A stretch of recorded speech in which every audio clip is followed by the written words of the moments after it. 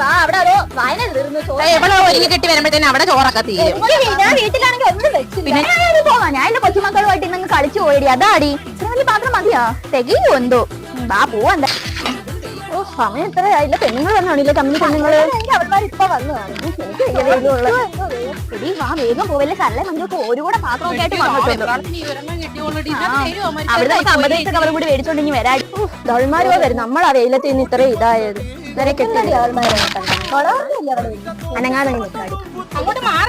പിന്നെ ഞങ്ങളല്ലേ ഇവിടെ ആദ്യം വന്നിരുന്ന.